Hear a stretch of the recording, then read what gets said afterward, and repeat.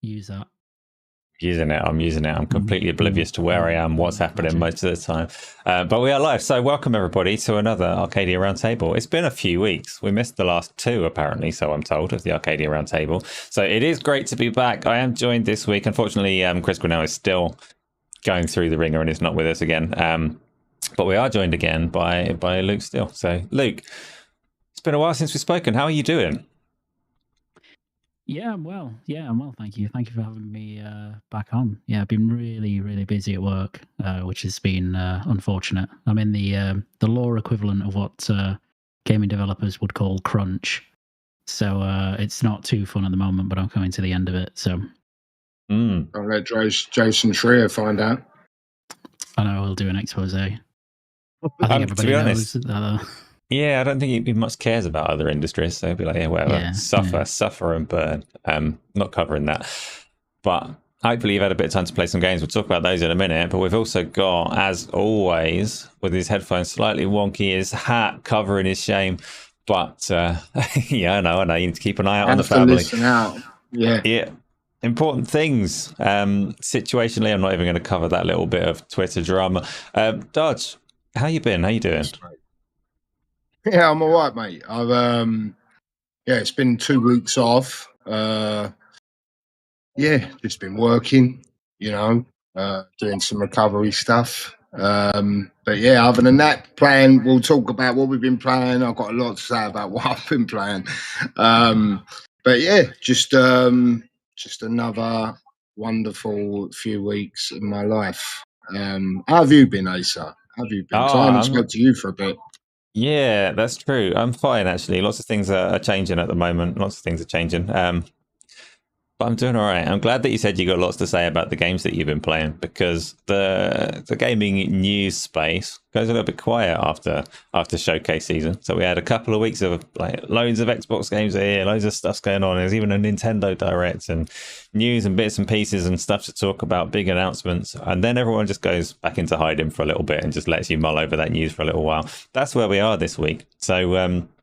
So we're going to have a lot of time to talk about the games that we've been playing, which is great because we have been playing loads. I know you two have some common ground on Elden Ring, but let's see if we can find a little something else before we get there. So Luke, have you managed to play anything besides Elden Ring for the last, while? Yeah, I think the main thing that I played aside from that was Still Wakes the Deep, which came out on Game Pass. I can't remember now, like 2 weeks ago, a week and a half ago. So I played and finished that. It's quite a nice one because it's only, I think, like 6 or 7 hours to play through, which is a really nice time. And I enjoyed it. It's a really interesting setting, interesting voice acting, and horror game. Which I'm into. So it was enjoyable. So that one's from the Chinese room, Dear Esther, and all that kind of thing as well. Is it a game that has twists and turns in the story that you can't tell us about, or is it a fairly simplistic, straight through? You know what's going to happen. I don't. It's not really a twisty story. I wouldn't say it's pretty straightforward. There are some little turns here and there, but it's not.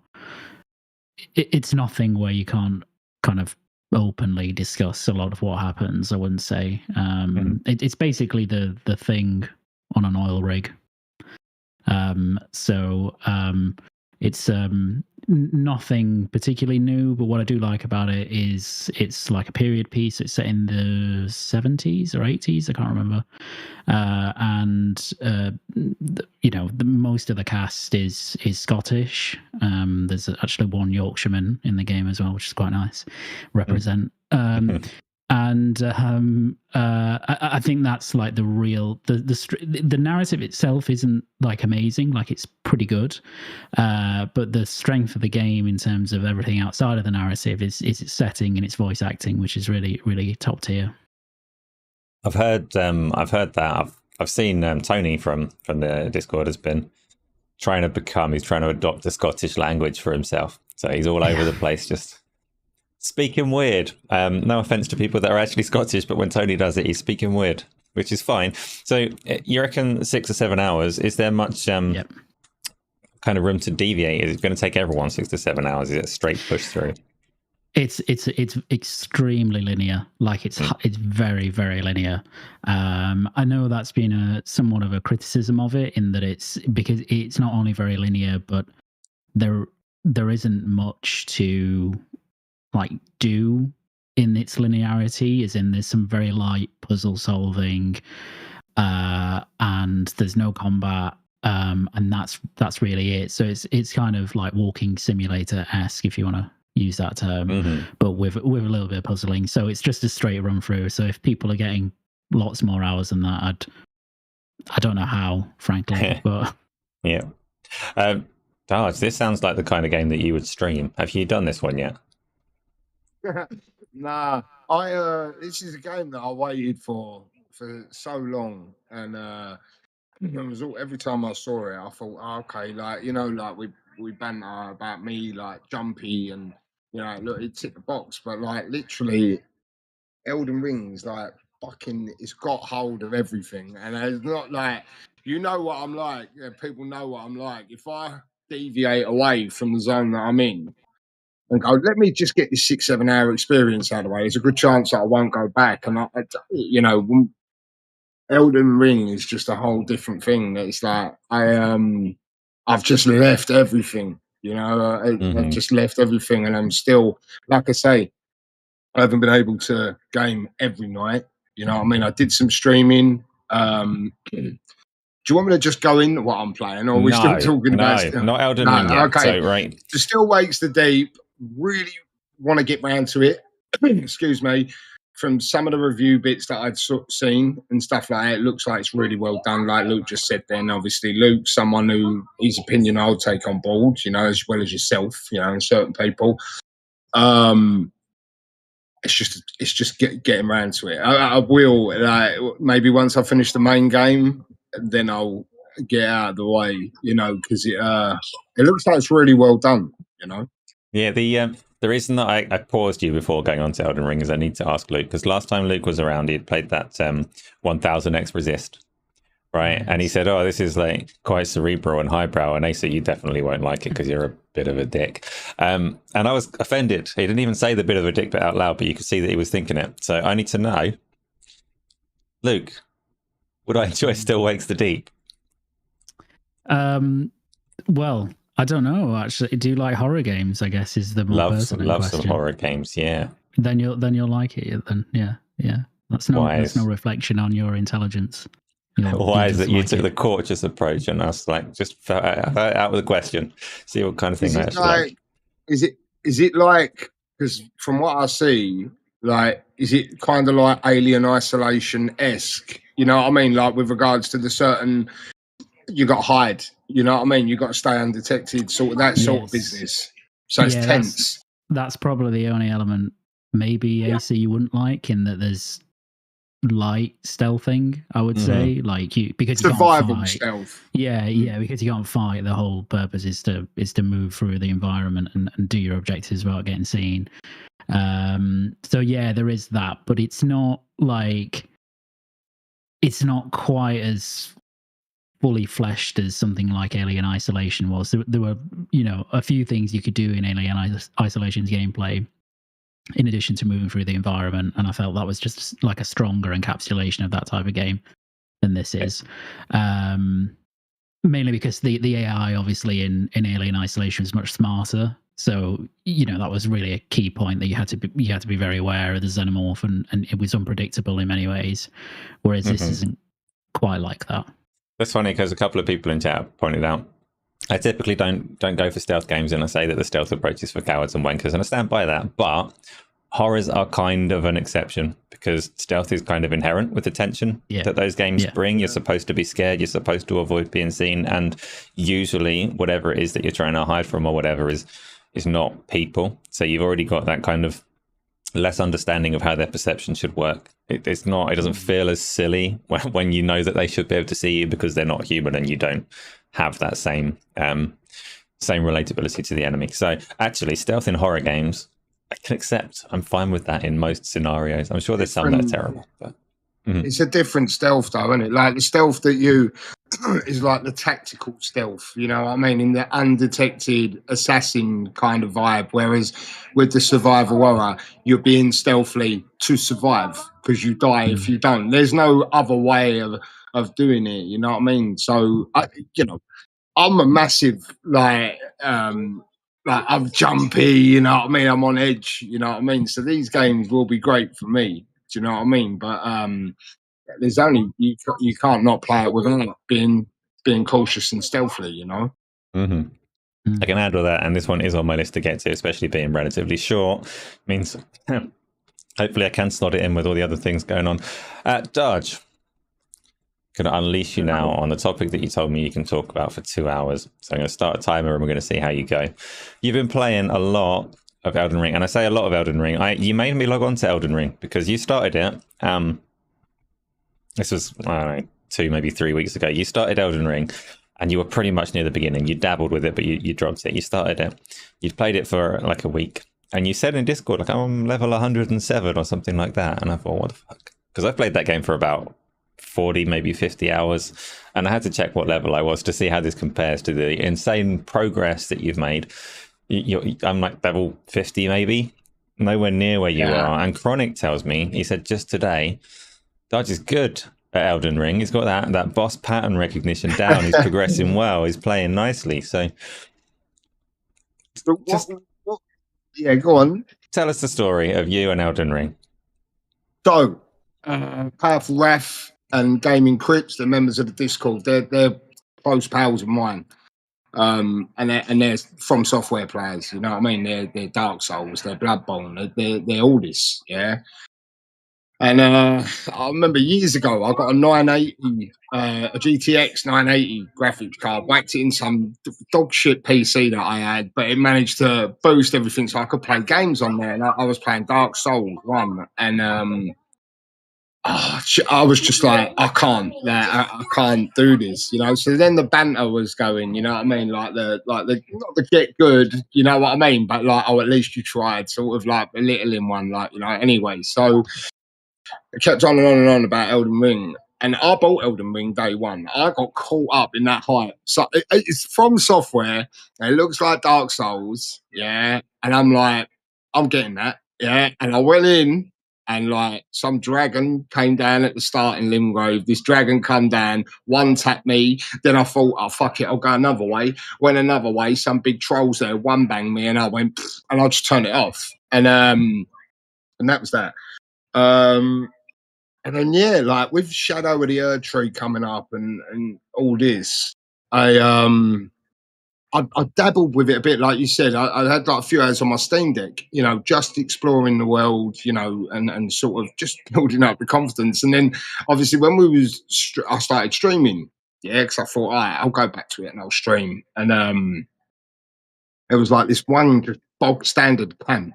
And like I managed to kill all the soldiers there, like without dying. And I was like, oh, that's a sick achievement. Like, and then it rolled on from there. And then my work's been a bit sporadic lately with days off and stuff like that. So what ended up happening was the game, obviously, because of my addictive tendencies, like once something really gets me, like it's got me, and it did get me. And I basically, I went around and then I got to Stormville Castle, or basically the Margit fight. Yeah, but I kind of got there before I'd done everything. And a couple of my boys, they said like, they ain't going to handhold me, yeah, and tell me what to do and whatever. But they said, just have a little look around still, this, that, and the other. And then all of a sudden, it was like I was finding other players. The game is just so good. Like, it's just ridiculous. Like I was saying, like, I would probably say it's the best game I've ever played, especially on that ARPG scale of what it does. Yeah, so just as an ARPG or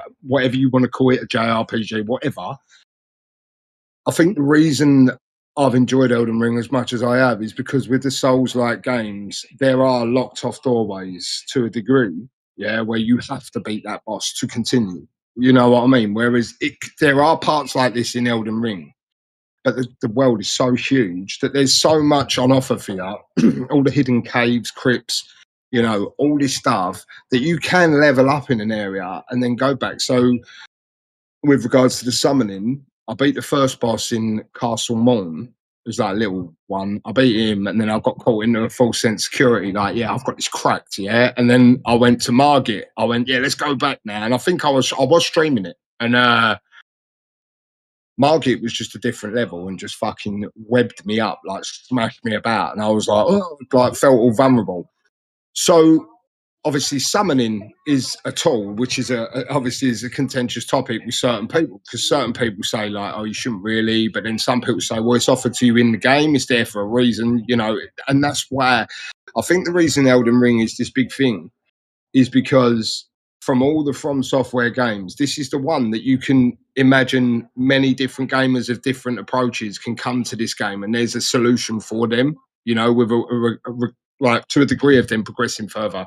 So anyway, I summoned on Margit, and it went from being a tactical battle to it was embarrassing, really. The summons done most of the work. I run in there and done a little bit of swinging, and it was over. It was dead. And then, like, for me, it felt a little bit like I'd lowballed myself. You get me? So progressing on from there, I was like, no, I'm going to learn these fights. You know what I mean? I'm going to, like, not just pull the summon out. I want the challenge. And then from there, obviously, I was having time off work. So I wanted it to be a stream on tape, you know what I mean, of my progress. But then I was sitting indoors with a day off work, and I was like, I've got to play the game.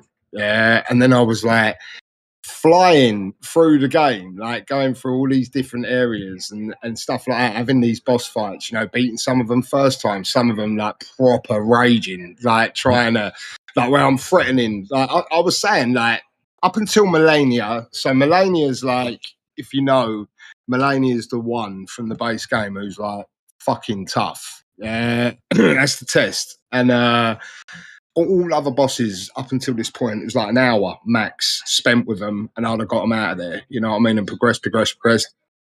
And then when I've got to Melania now, and I've had 3 streams of nothing but fighting her.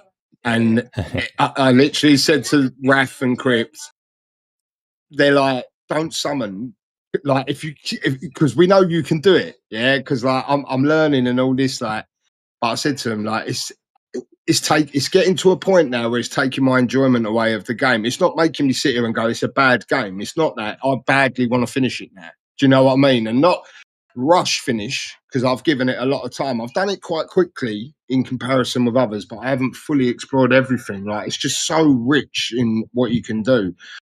So I think I said, next time I go back, she's getting out of there. So if I have to give it an hour or so on my own, I've got her down like about halfway on her second phase. So, but yeah, I can't, like, I seriously can't say enough. I remember like seeing Ainsley and others, people were respecting the community, going like, oh, what game? And you see all the, like I say, I say it anyway, I don't really care about meta scores and this, that and the other, you know what I mean? But with this game, it was unanimous. Like, it was like the base game anyway, we'll talk about the DLC after.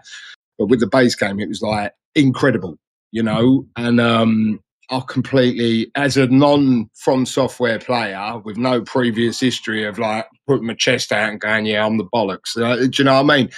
Just as a newbie coming in, like, it is sick. It's so good. Like, I've absolutely loved every minute of it. So Melania, hopefully tomorrow, we'll get on and get her out, and then I think I've only got like one, maybe a couple more or something like that, and it'll be done. And I've absolutely loved it. Do you know what I mean? I'm not going to hog all of the time, because Luke's obviously me and Luke was talking, because obviously he went back to it not long after I started it, sort of thing, and picked up where he was, and he weren't, and then he's already caught me up kind of near enough now.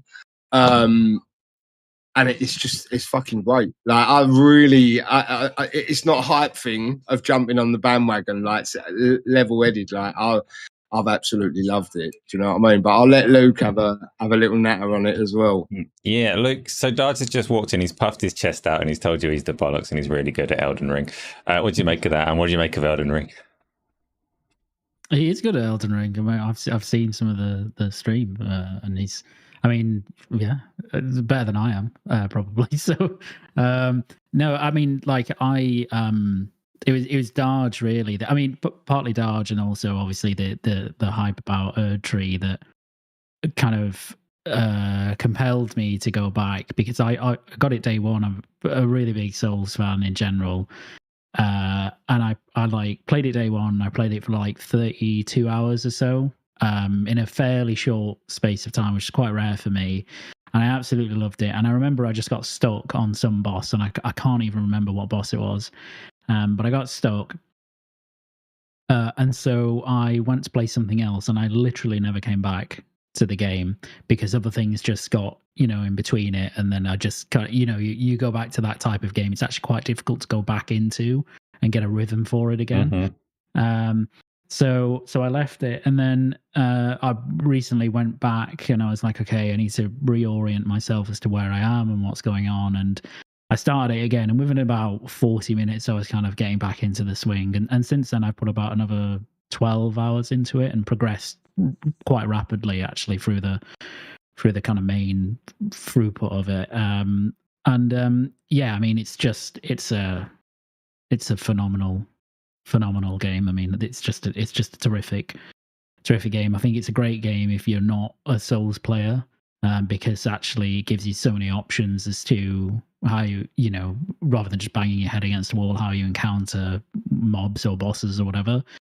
And just a sense of discovery and the world building and the art design and the sound. It's just incredible. I'm not a purist like Darge, so I have no issue summoning in that game. Absolutely no issue at all. I do it for most fights, because it's a tool that From have put in. I don't like that. Like I've got no problem when people are like, I don't want to summon because I just want to do it myself. That's fine. What I don't like is when people like gatekeep the mechanics of the game. I don't really understand that. Like if it's in the game, then it can be like, it's not cheating to use the thing that's in the game.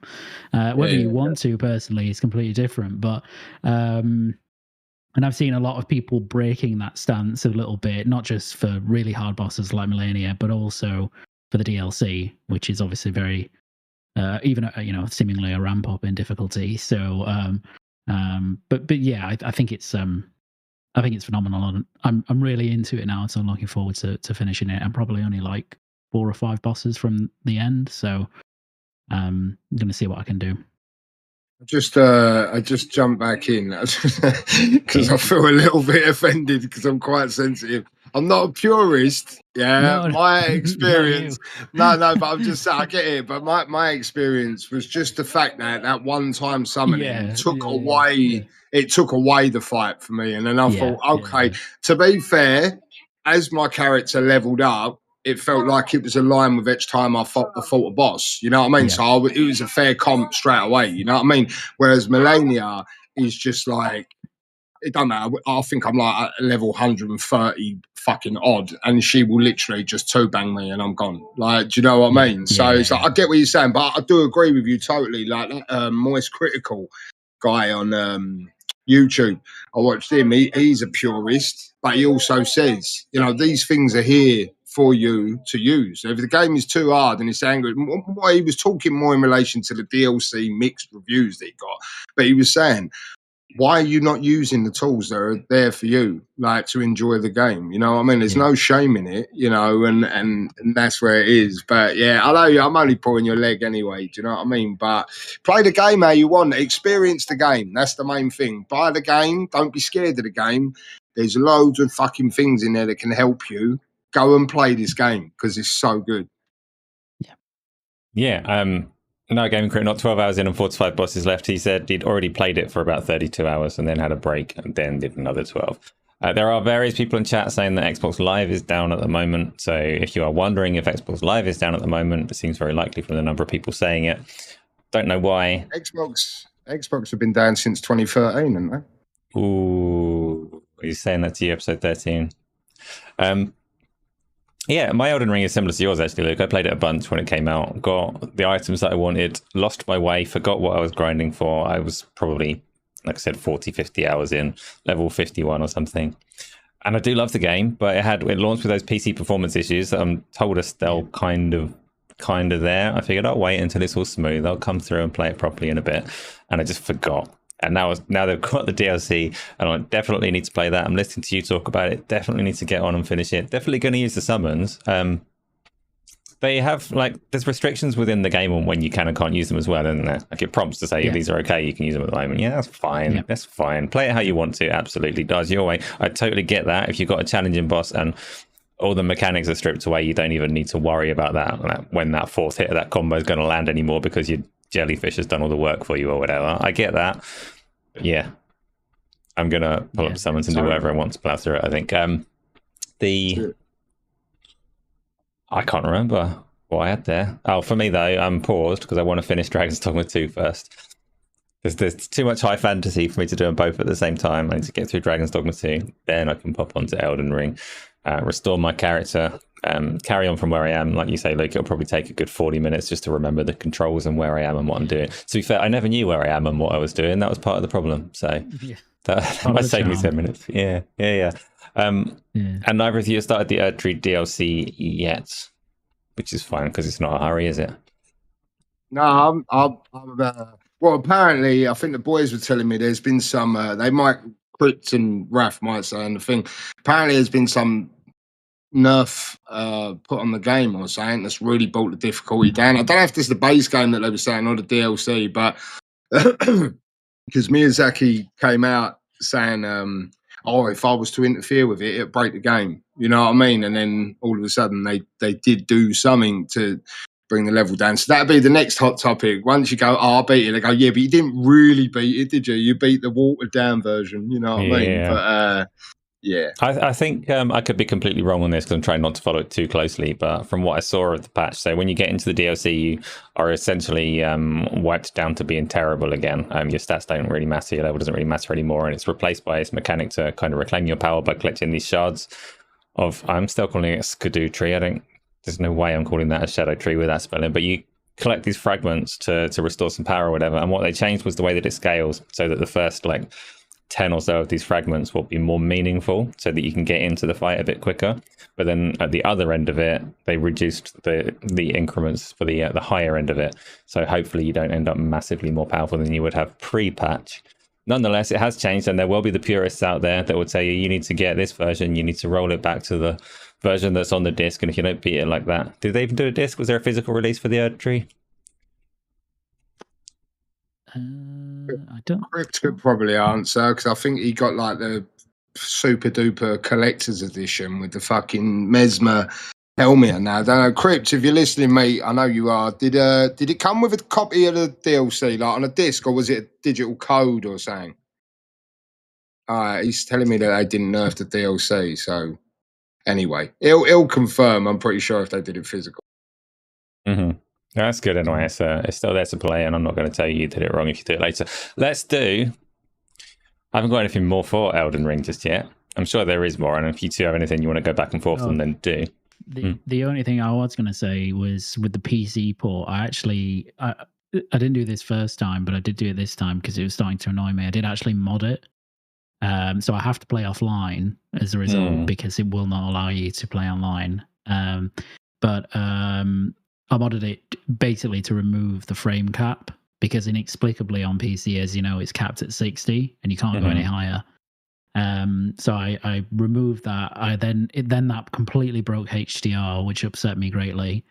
I ended up having to use RTX Remix, the GeForce HDR, which is actually really good. So I got that working. And then I slightly tweaked the FOV. So now, it still stutters slightly because that's inherent to the game. But I've got 100 plus FPS on it, so it's so much better. See, I'm happy. I would recommend doing it. I'm happy enough with the 60. That's smooth enough for me. The problem for me was I was streaming it ages ago, and I got to the Margit fight, and because that's very quite confined, it's very repeatable as a scenario, and maybe 4 in every 5 times I would go there. I didn't repeatedly fail, but 4 in every 5 times I'd go there. At some point during the fight, it would just slow down to sludge for about 5 seconds. inexplicably with nothing in particular going on. And sometimes it would go through completely clean, completely fine. And that would just happen like irregularly throughout the game for no particular reason that I could tell. Yeah, it's not the cleanest of the cleanest ports like of a game onto a PC. Like it does have issues even now. Like they say, like I'll play it with ray tracing turned off, 60 like topping out. Yeah, and there's still areas. I mean, even Wrath and Crypt found this one particular like they would walk.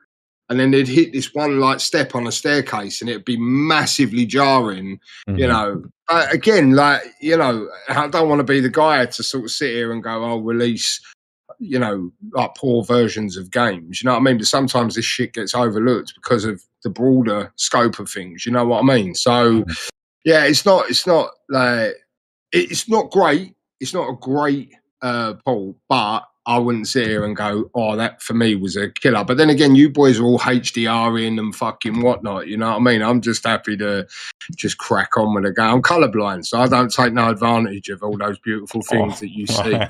Well, I tell you, Darge, the colours in that game are beautiful. It's one of the, like, graphics-wise. I'll take your word for it, yeah? Yeah, you're going to have to. They do such a good job of just making everything on the screen come together so nice in a way that I don't understand because I'm not an artistic person in the slightest, but it's good to look at.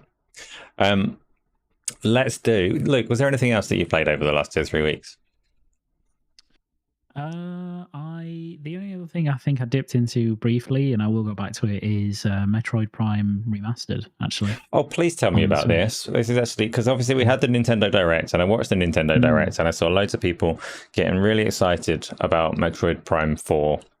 And I look at it and I go, wow, this is doing what first-person shooter games have been doing since the first Half-Life. Like, I don't see the excitement. Sell me on Metroid Prime. What makes this game special? Because I really want to love it.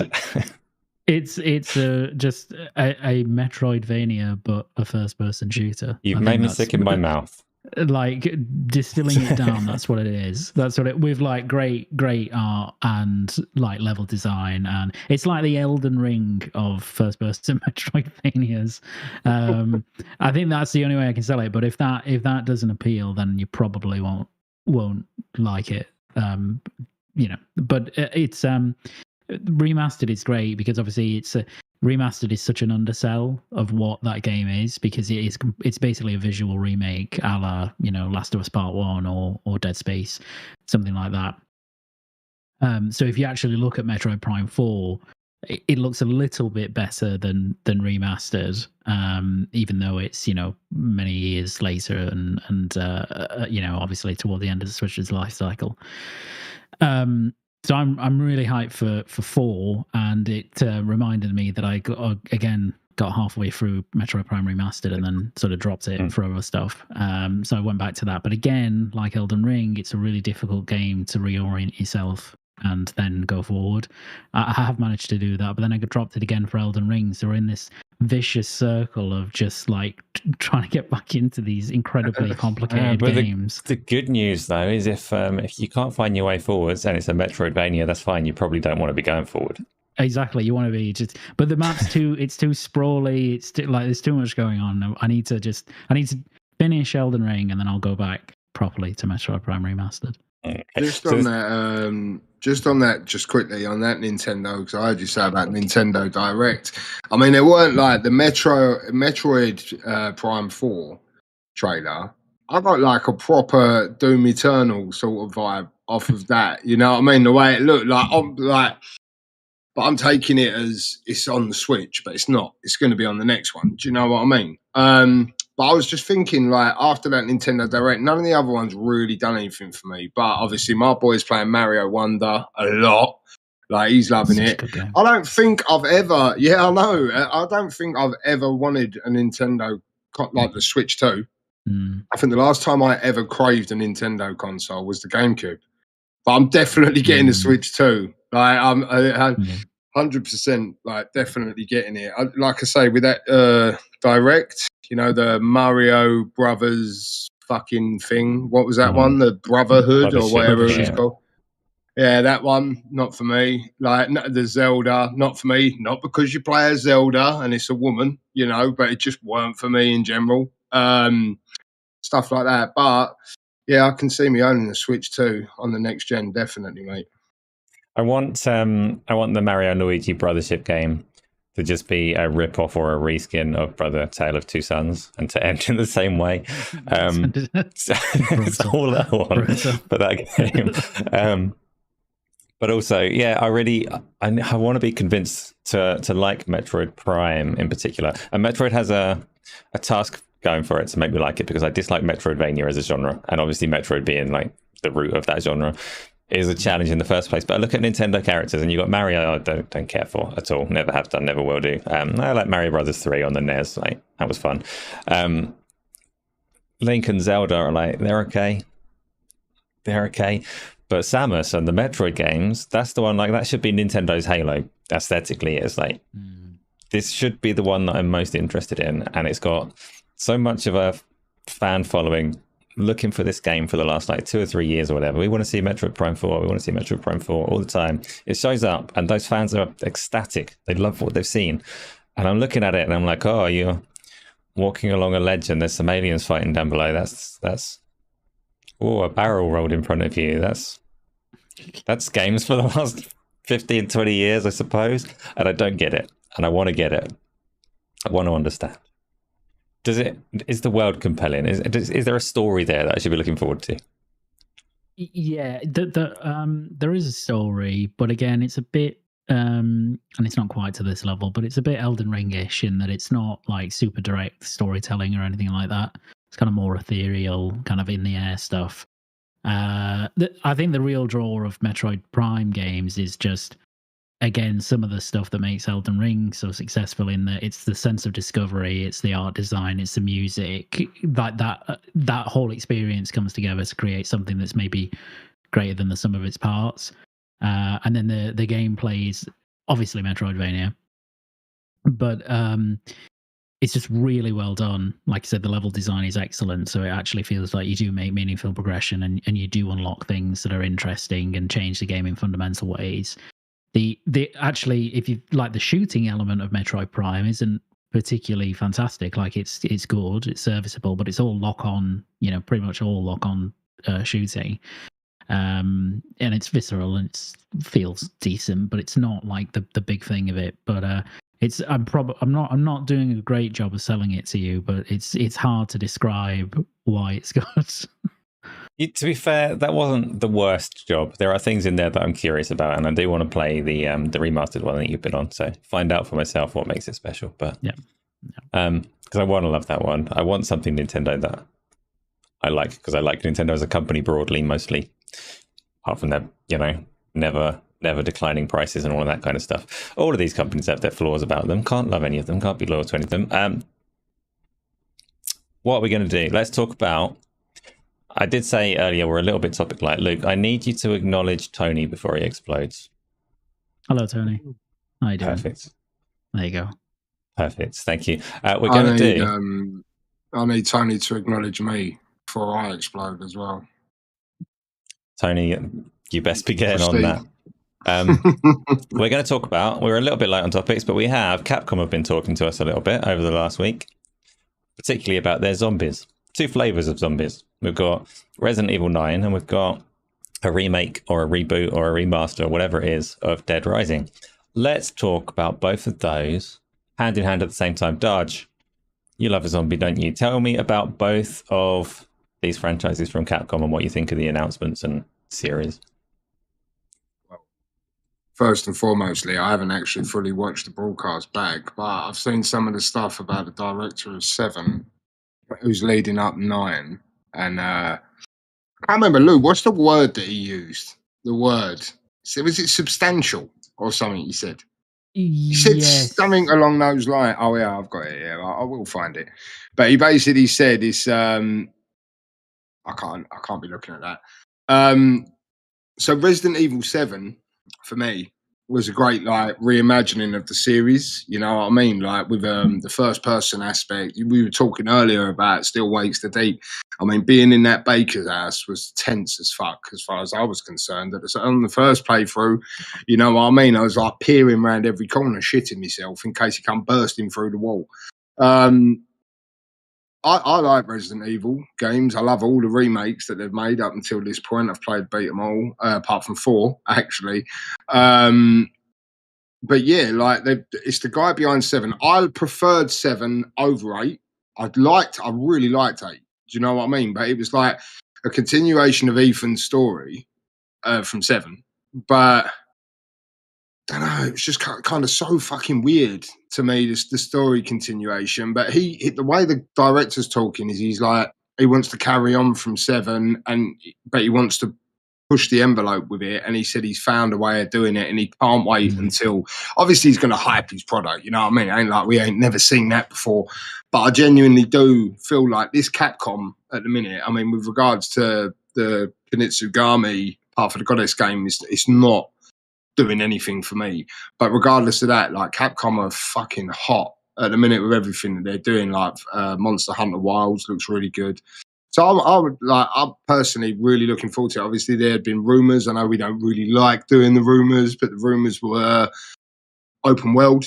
You know, like Capcom are going for this sort of Dragon's Dogma 2 open world, Monster Hunter Wilds open world, and apparently, you know, certain people have said they usually do this in 3s. So the third one would be Resident Evil 9, where they could make it an open world.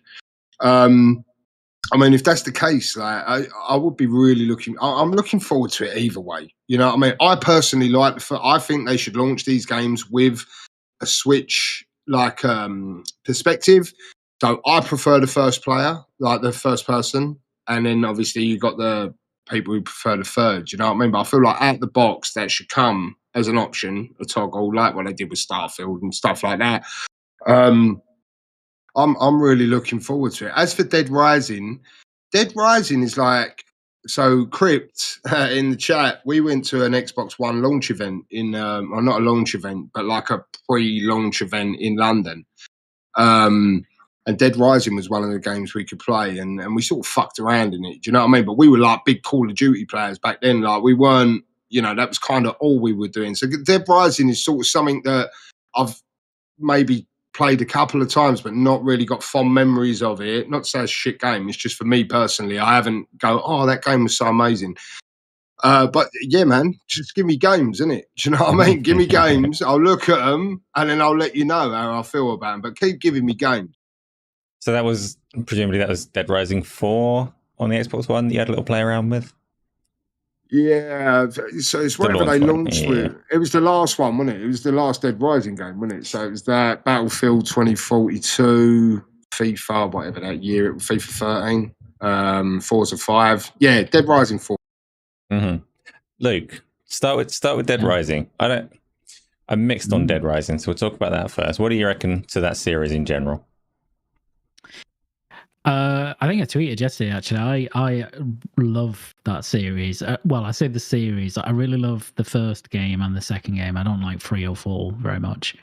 And I mean, the first game in particular, I played for an inordinate amount of time when I was younger. I had like a 720p projector. I like distinctly remember this. I had like a 720p projector, and it had this, like, obviously it had like pretty terrible input lag, but I sat there and played Dead Rising for like hours and hours. I must have put like 100 hours into that game. And I loved it. I absolutely loved it. So I'm like, when they dropped the announcement the week before, that they were, you know, remastering it, and actually what they're doing is just visually remaking it again. I was really excited. So I'm really, really excited. I don't like the redesign of Frank very much, but apart from that, I'm all in on it. Using RE Engine looks nice. So I think they're a bit Marmitey, those games, because they're a bit like, it has a really kind of hokey, ridiculous story. The first Dead Rising, but like, for some people, that just the execution of like the gameplay in that, just mindlessly killing zombies in very different ways, like however you want to, for some people that bores them like within about 30 minutes and they're just out. and they're just out of that game. And if you get to that point, then you can't be brought back from it. For me, I just absolutely loved it. So it was like a repetitive exercise that I really, really enjoyed. So I'm really excited about that. Really excited, and it's coming out September as well, which is a stacked month as it is. But so you mentioned that you didn't like Frank West's redesign or whatever it's called. He's a shit character anyway, isn't he? Or am I wrong? No, that's just wrong, Asa. That's just wrong. I mean, he's not amazing, but like he's I don't know, like he's just stupid, and I think that's what makes him quite endearing and quite fun. But yeah, I didn't like his redesign very much. I just think he looks a bit, I don't know, it just looks a bit weird. I can't quite put my finger on why. He looks a bit like a creator character, Frank. Like if someone's trying to redesign Frank in a creator character, that's the Frank that they get. So he just looks a bit off. I don't quite know what it is, but it's always difficult, isn't it? Like when you saw this with Silent Hill 2, like, and I mean it's less pronounced here, but you know, when you go back to these older games and then you try and remake a character in like the image of that game, but using new technology, sometimes people just don't relate to it at all, and they can't get into it. And I think for me, like this one, I can't quite mix with. It just looks weird. So I mentioned, I'm not mentioning the character for no reason at all, but because the game is like a remaster, whatever, reboot, whatever they're calling it, of the first one. Essentially, the first one was a game with loads and loads of zombies crammed into a shopping mall, right?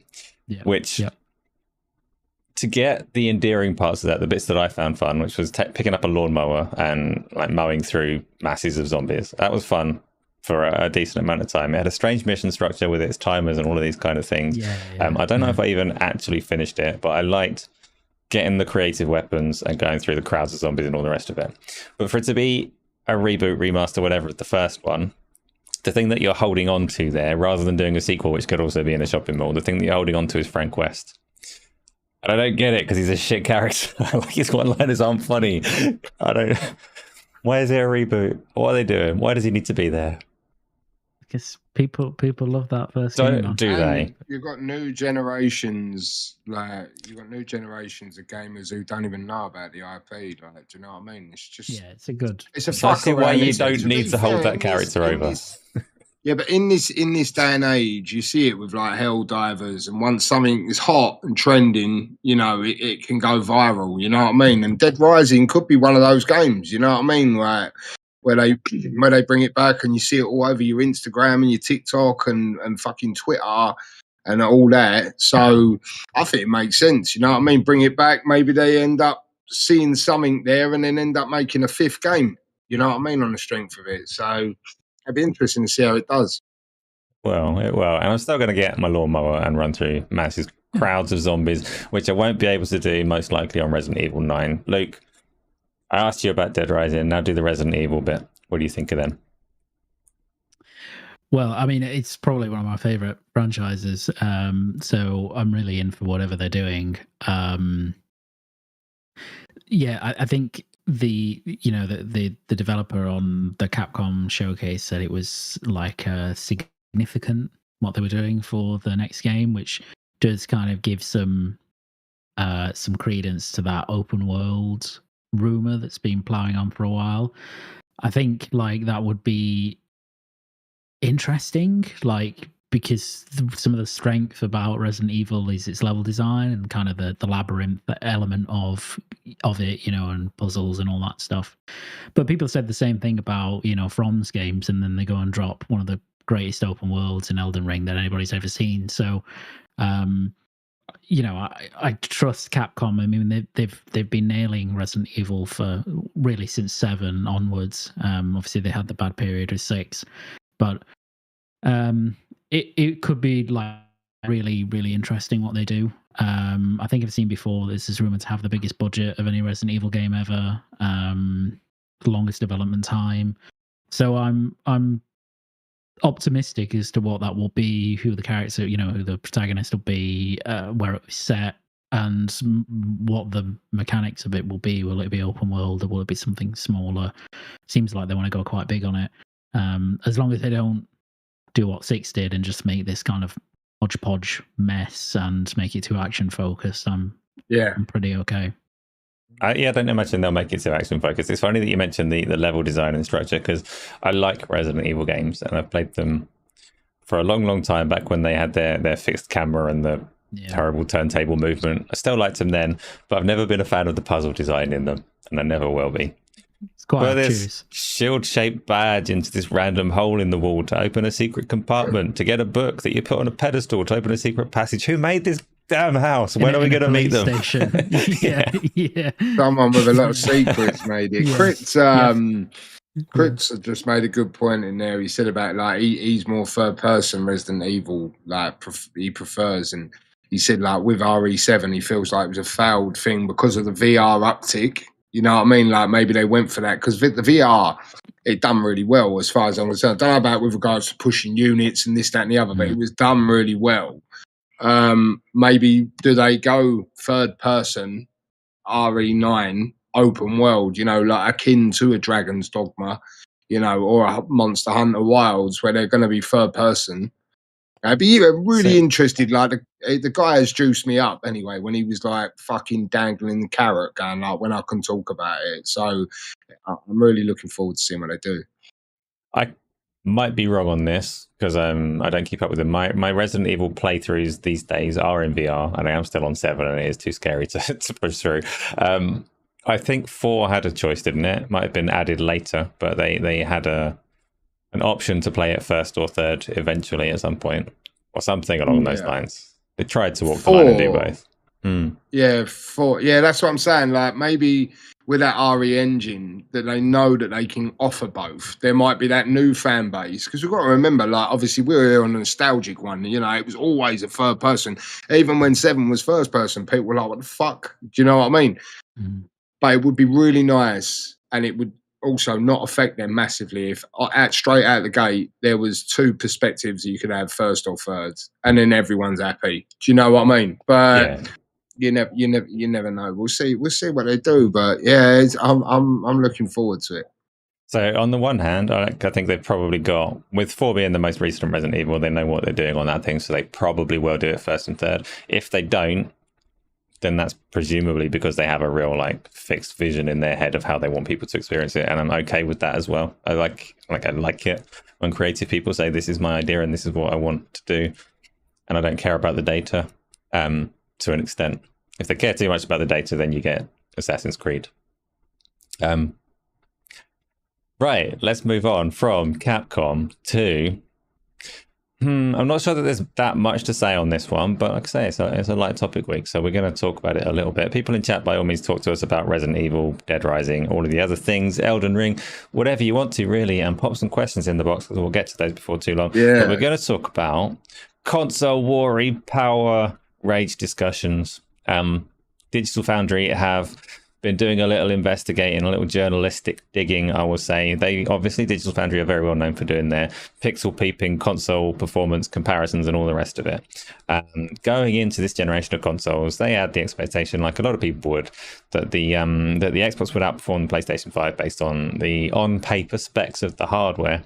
They have found throughout the course of their testing over the last 4 years, almost 4 years, that actually they trade blows more often than not. Some games favor PlayStation, some Xbox, and all the rest of it, and they're actually very, very close in terms of performance, despite that spec difference. They've been talking to developers, they say, across the board, from major, prominent AAA developers to smaller ones, and all the rest of it, to find out why that might be, to get some developer insight on why the performance isn't playing out in the way that they expected it to. And what they've found is not a single mention of a parity clause, not a single mention of prioritizing and optimizing in favor of one console over the other, but rather the development community that they've been speaking to have said that Sony's development environment, their API and all these kind of things are just allowing them to eke more performance out of the hardware that's in there. The card is faster, and actually it's just a surprisingly performant console. Luke, did any of this surprise you? Did it surprise me? No, I don't think it surprised me as such. There was always going to be some explanation as to why it's seemingly performing, kind of neck and neck on multiplats for some, you know, a lot of games. Obviously, there are others that it trades loads on than the Series X. But I think it was interesting to find out the rationale as to why, particularly, I guess, their API stuff, which I found quite interesting, you know, because you would think that maybe Microsoft would have the advantage there. They've always been a development software company. So maybe expected that to be actually one of the strong points of developing on the Series X, which it doesn't seem to be by comparison to the PS5.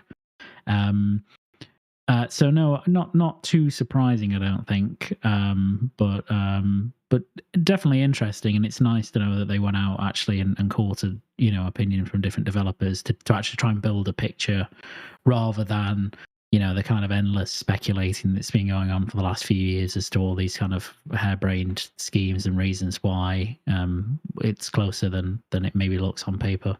If you were to cast yourself back like 4 years just before the consoles have come out, you've got that on paper specification, you've seen the teraflop numbers and all those kind of things. Did you have any like best guess of how it would play out?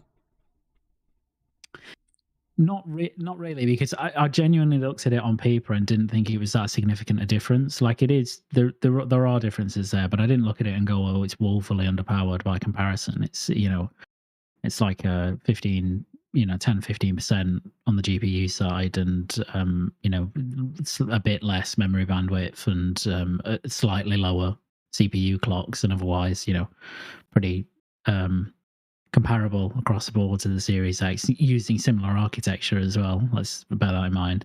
Mm-hmm. So you know, I didn't really, like, I didn't look at that and go, oh yeah, that's just going to be absolutely slaughtered. But it's been interesting to see, you know, how both consoles have performed throughout the generation and how they kind of pair off against each other. And obviously now, I think for both consoles, especially the series consoles now, we're getting sort of some first party stuff that's actually really pushing those consoles pretty significantly. And so, I mean, I think if people like really care about this stuff, I'm not quite sure why. As in, they're both, you know, both consoles are doing pretty well. I know there's been issues with performance on some games, but the development environments are complex, and it's not necessarily just due to how a console's set up or anything, as we've seen by this Digital Foundry article. So, yeah, I think it's quite interesting. It is. Darge, I'm going to do the same thing with you, because your answer might be different. Because 4 years ago, before these consoles came out, you were firmly in favor of one over the other, weren't you? What was do you remember what your kind of expectation was in terms of performance and all of that kind of stuff? I think, if anything, I haven't seen this Digital Foundry thing, if I'm being fucking deadly honest with you, but I'm glad you went with Luke. Go on. Just to clarify, like, it is, when I say what Digital Foundry have found from talking to developers and all the rest of it, it's very much secondhand information, and it is very much, Digital Foundry are a very knowledgeable bunch and they're good at what they do, but this is secondhand information that is anecdotal, really. This isn't like firm facts and evidence of anything per se. But go on. I mean, I was going to say, like, I think if anything this generation's taught us is, like, people were too quick I was one. Do you know what I mean? Like, power matters. The world's most powerful console. What fucking good is that if the API is shit? You know what I mean? Well, not shit, but you can't take further advantage of it. You know what I mean? Like, all this console warring, like what you talk about, like, oh, you know, listen, mate, like, if someone wants to go at me in the chat and go, well, I remember you 4 years ago. Yeah, I was playing the game. Do you know what I mean? But it's all nonsense, right? Do you know what I mean? Xbox have had their shortcomings. Sony, you know, like you're saying about Sony's API and this, that, and the other. Sony have been in this game for fucking, like, what, 30 years nearly, or something like that, or around 30 years. Obviously, I know what they're doing. I remember the memes of Mark Cerny, like, in underwear, and everyone was trolling him and all that because the T-flop number and the this and the that, you know what I mean? And then this stuff comes out. They know what they're fucking doing, you know what I mean? And Xbox just have had shortcomings all the time, and I wish them, you know, it looks like they might be getting their act together. But if there's anyone who's going to be like the one to create a demise for Xbox, it will be Xbox because they do it all the time. You know what I mean? Now they've got the first party, now they've got the games. There was a time when they had no games. It was something that could be like dug out for. The Xbox One coming in at a lower res, you know what I mean? That was their own doing. They didn't have the foresight, you know what I mean? This, that, and the other. It's like, do you know what I mean? And then now you've got the 2 SKUs. I mean, some people like the 2 SKUs. Some people, I don't. I think they should just fucking get rid of it all and just focus on one thing to compete against the other thing, yeah, and do it better. Like Luke said, they're a software-based company. There's no excuse. The wealth of finance and research, all of that, like they could do it. So hearing this is like, it ain't no different than what we're seeing. You know what I mean? Games performing as well on PlayStation in compared to this. T-flops don't matter. Do you know what I mean? And even if they do, I know like you're Luke saying, you know, with the RDNA 2 waffle and this, that, and the other, starting to see games do well. But when it comes to third party, which the industry's made up primarily of third parties, you know what I mean? Like there's not going to be a vast difference there. You know what I mean? So obviously I had to learn that the hard way. Do you know what I mean? Like by seeing that firsthand where power didn't matter. Do you know what I mean? And it doesn't matter. You know what I mean? Like I was doing it, the world's most powerful console. Xbox are still doing it to this day, the world's most powerful console. Where is it? Do you know what I mean? Because against the competition, it's neck and necky. You get me? So it's a pointless flex.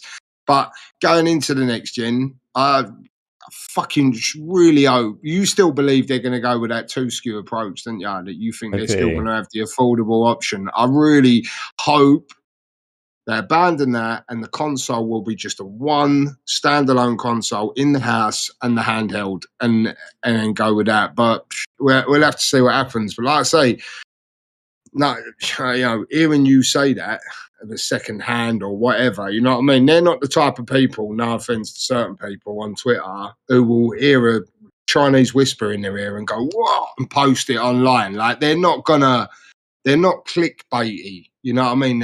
I'll give them a little bit of credit, Digital Foundry. They're not the type who go, oh, we've heard some waffle rumour from the guy behind the news agents. Let's fucking make an article. You know what I mean? Like they would have done a little bit of due diligence there. So, yeah, not surprising. I mean, Xbox can do better, should do better, but they always ultimately have a shortcoming somewhere. So hopefully the start of the next generation, we'll see, because they're definitely going to have the games now. The games were saying that held them back for the longest time. You know what I mean? As for regards to, you know, does Battlefield play better on Xbox or on PlayStation? I don't think they're ever going to be that far apart. Like we've said on here with Chris before, like the only way that could truly happen is if there was completely different silicon baiting, like if one of them was AMD against Nvidia,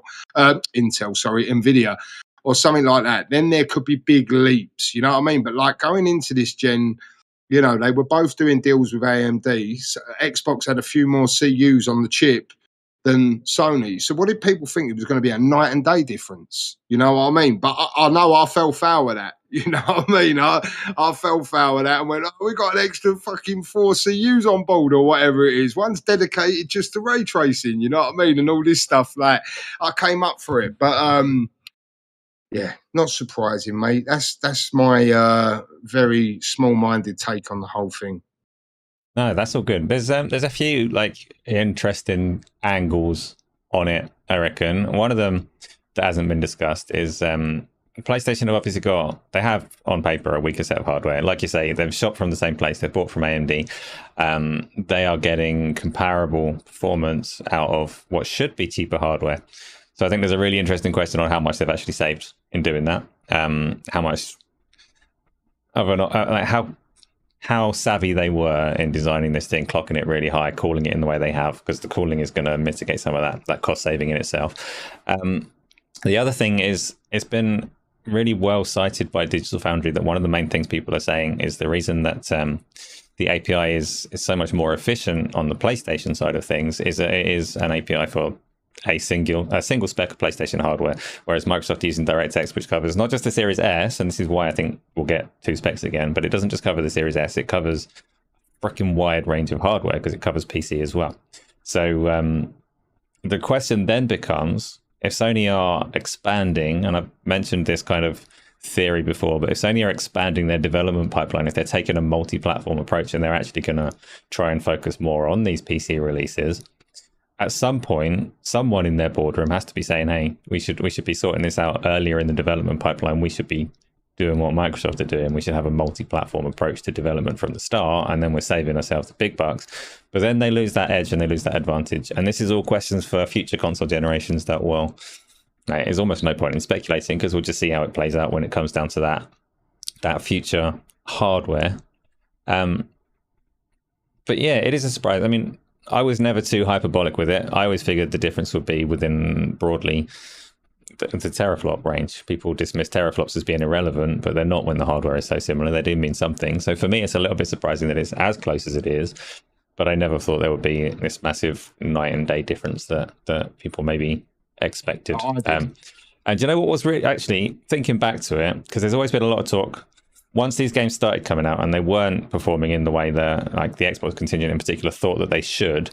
There was a lot of talk about the tools not being ready and all of these features that are in the hardware, they're not supported yet. And we had with Game On Daily, we had a conversation with David Springate, he's a technical lead at Playground now. So he's a Microsoft first party technical lead now.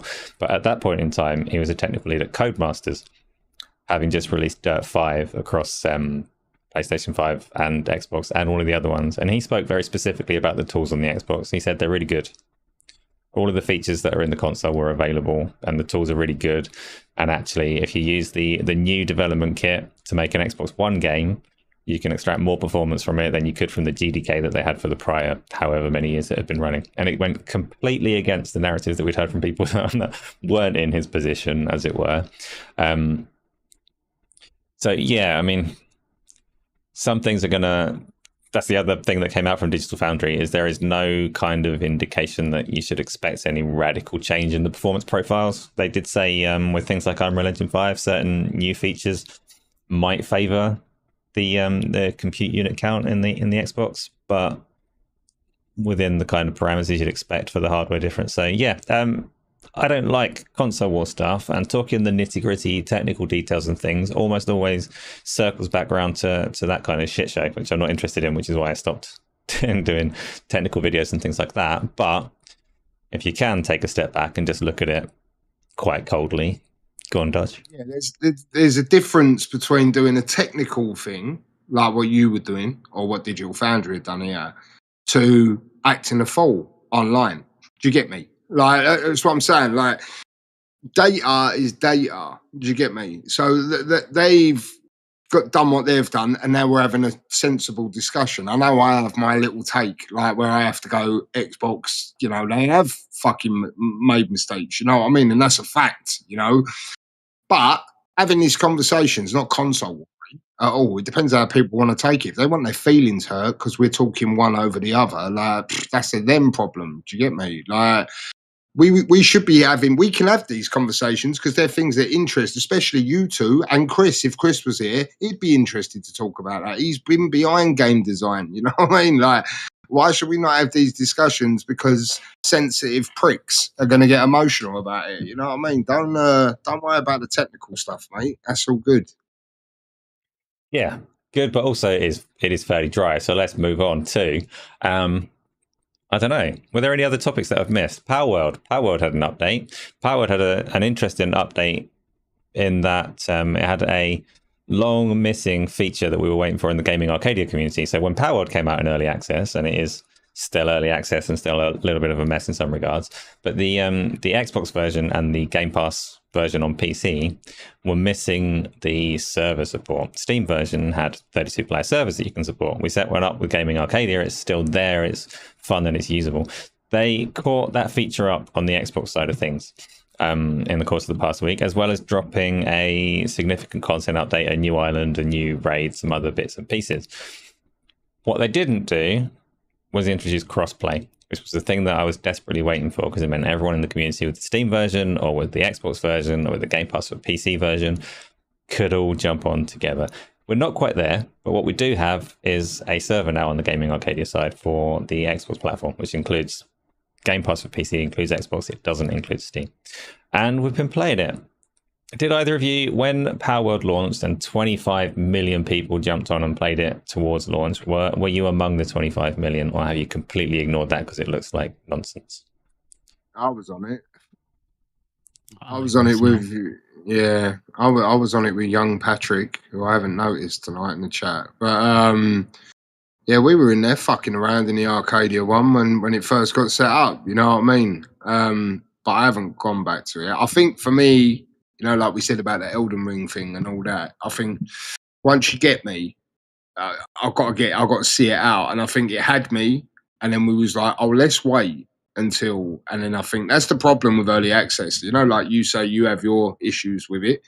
You know what I mean? My issues with it can be, I will never get back to it. Do you know what I mean? And Power World, for me, maybe there could be the odd chance that I could jump in the world, but is it something that I'm gonna, you know, like do an Elden Ring on, where I'm like every night fucking sweating coming in the door going, I've got to get back to the lands in between, you know what I mean? I've got to get back to Power World or whatever it's called, you know what I mean?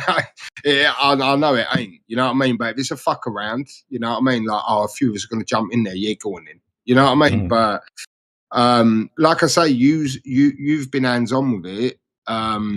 So, I mean, is it vastly improved from the base, truthfully? So because we had to switch from Steam to Xbox, I essentially started again. I played it for a couple of hours today.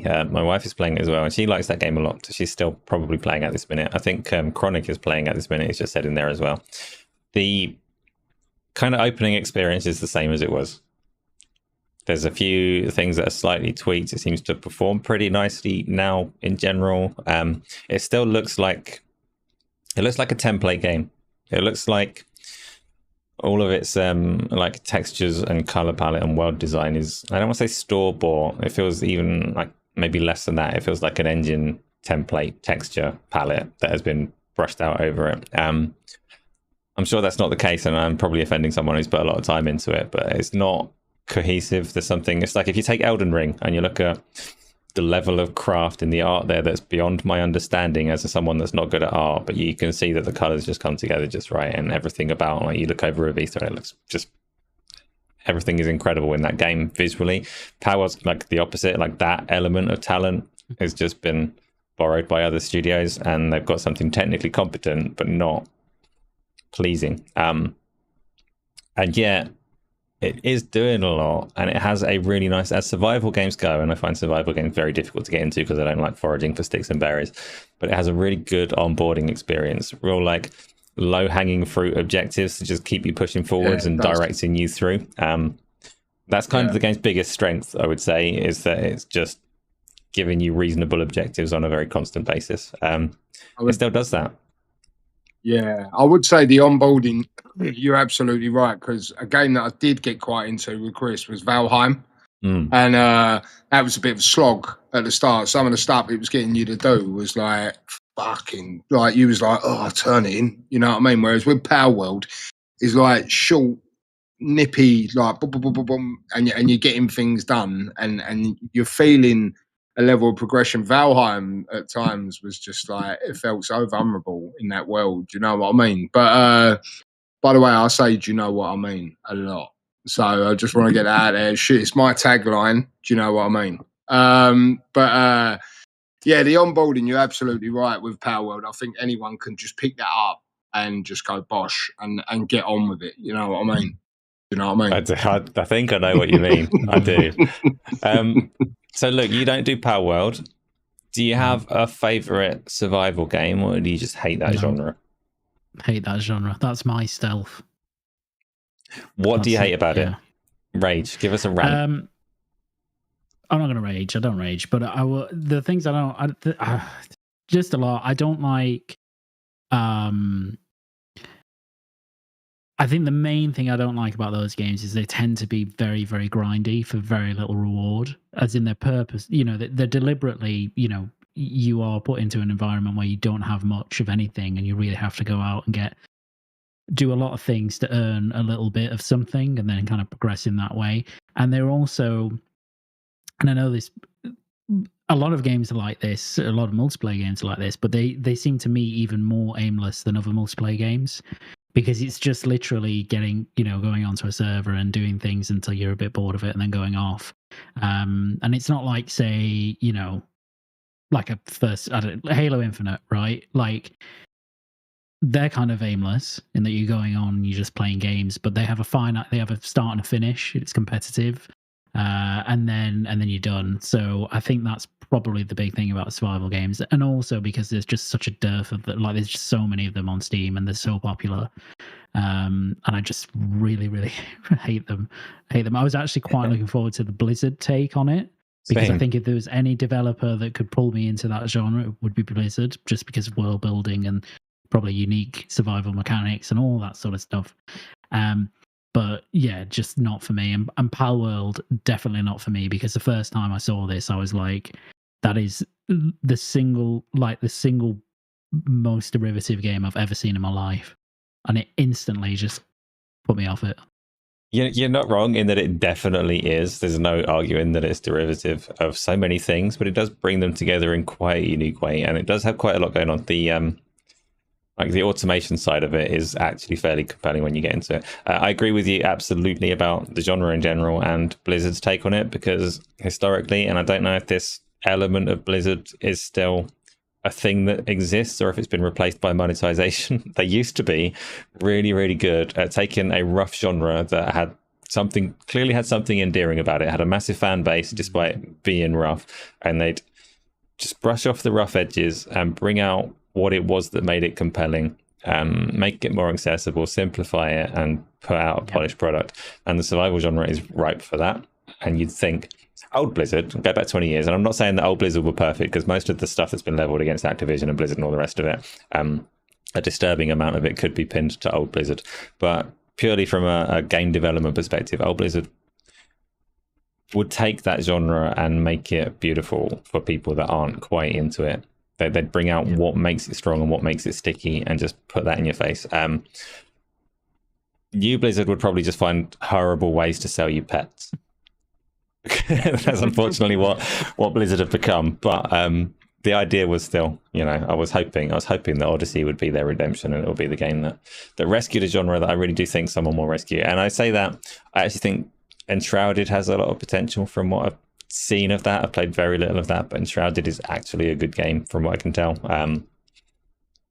So yeah, there are other bits and pieces. There is still hope. Let's do our community questions, unless either of you two have anything in particular. Nah, Elden Ring was my everything going into this show. Everything else has been an added extra. And you promised us 2 hours. We got close enough. Emma Steen has asked, do you think Sony releases the PlayStation 5 Pro later this year? Yes. Is there a chance that they forego it totally and wait for the PlayStation 6? No. Do either of you two have anything on that question about the PlayStation 5 Pro? No. What was the question? Is it this year? They're saying, do you think that Sony released the PlayStation 5 Pro this year? So the rumor is that it's coming out in November. There's been some speculation they might need to delay it to wait for them to have any games to release alongside it. But do you think it's going to release this year? And is there a chance that they just forego it completely and skip to the PlayStation 6? No way. Sony will bring out the mid-gen, like Defo. Like, it's their model. Do you know what I mean? It's not to say it's them. I mean, Xbox brought out the what did they bring out? The white Series X, wasn't it? The white Series X though as well, like an iteration. I know it's not like a performance increase, but obviously you did have the One X as well, like you said, and stuff like that. Sony will do. Sony will bring out the PS5 Pro this year, like this holiday, let's call it, and then in 2026 holiday, 2 years later, the PS6 will be ready. Do you know what I mean? For example, you could see Sony doing that, because I think, how long was the PS4 Pro out before PS5? 2 and 2 or 3 or years. was it 3 years? Yeah, something like that. So there's no way that, I mean, look, like we spoke earlier about, APIs and teraflops and this, that, and the other. It only takes the smallest thing, an 8K stamp on the box, and then the masses will be fucking running down the street screaming about it, and it will sell. You know what I mean? Whether it sells, thousands upon millions and millions of fucking units, I doubt it. But best believe that that console will hit market, and then the PS6 will come swiftly behind it. And each time they'll tell you, oh, you need to get this, like, because this is doing this, you know. And as consumers, we eat that up, you know what I mean? Are you going to get it? No, I can't miss out. No. Okay. But by that point, then, I'm hoping that but especially by the PS6, day and date is a thing. So no, I won't be. Give me a reason to. You know what I mean? Like, Xbox's games are going to go everywhere. That's their model. That's what they're doing now. You know, it don't matter where you play. Even if I want to go on my fucking Microsoft Edge browser and not even have a 4070 Ti or a box over there on the side, I could just go in the browser and play their games. They don't give a shit. Like, they just want me in the ecosystem. You know what I mean? That's their big thing, their big goal. You know. But yeah. Yeah, I swear, Nintendo Switch 2, like I said at the start, that's the one. That's the one that, you know, I will end up getting that, because they're games, you can't get them anywhere else. You know what I mean? I do know what you mean, Luke.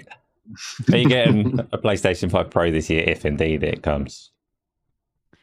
Yeah, well, I think I would put money on it arriving. I think there's too much smoke there from too many reliable people for it not to be real and not to be releasing this year. So I think it will come out. And will I get it? To be honest, probably yes, because we're still not. I think if PlayStation were at the point where they were doing day one on PC, I probably would not get it. Because I wouldn't see that much value in it. But unfortunately for me, I guess, until they do, I prefer to play their games on the most powerful bit of hardware that I can. And if that's not a PC, then that's PS5 Pro in this world, isn't it? But particularly because they're being arseholes with my region on Steam, even with single play games now. So doesn't look like I'll be able to access them on PC, which is a shame.